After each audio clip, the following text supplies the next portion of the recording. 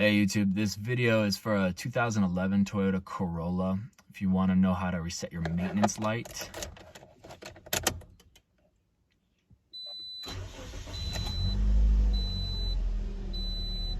And it's on.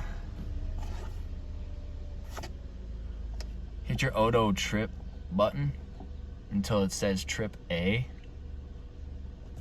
Turn the car off. You want to hold this button down and keep it depressed.